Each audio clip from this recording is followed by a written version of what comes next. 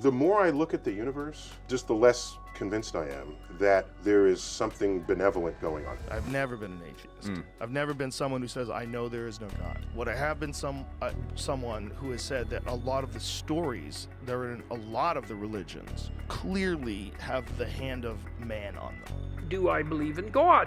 And I don't like that question. Well, what do you mean by believe? Do you mean the words? Do you mean to say the words, I believe in God? Does that indicate that you believe in God? Like, I don't know what you mean by believe exactly, because is what you believe what you say or what you act out? God provided us a moral foundation in the Bible, and that moral foundation is, if you live by that moral foundation, you will live a happier, better life, freer of sin. I think that God provides the idea of an objective moral standard that immediately begins to crumble as soon as you get to a subjective idea that everybody can create their own morality. If your concept of a creator is someone who's all-powerful and all good, and I look at disasters that afflict Earth and life on Earth, volcanoes, hurricanes, tornadoes, earthquakes, disease, pestilence, congenital birth defects. You look at this list of ways that life is made miserable on Earth by natural causes. And I just ask, how do you deal with that? So philosophers rose up and said, if there is a God, God is either not all-powerful or not all good. It condones slavery, it treats women as second-class citizens. There's a lot in these words that clearly have the hand of man. But there's also some inherent deep wisdom and a moral scaffolding that would make the world a better place, and almost all of them. There's something there that gives people structure and discipline and connects them in a community of like-minded people who believe the same thing. I think there's a great value to that that's underappreciated by people who call themselves atheists.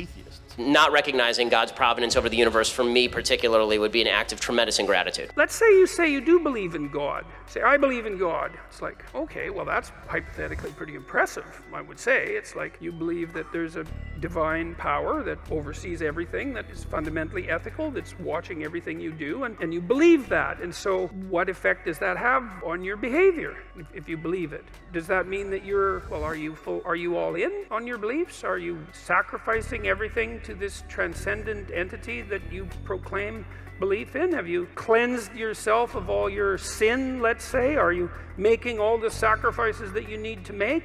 Like, have you taken the mote out of your eye? Or are you in the same situation, let's say, that the Catholic Church seems to be in right now, given the endless pedophilic scandals, let's say, which seem rather serious in my estimation and might have been something that was cleaned up perhaps 100 or 1,000 years ago. It's being taken seriously perhaps now and perhaps not, because it's not so easy to determine exactly what it would mean to take that seriously. And you might say, well, are all the people who are committing these heinous actions and then covering them up, if you ask them, well, do you believe in God?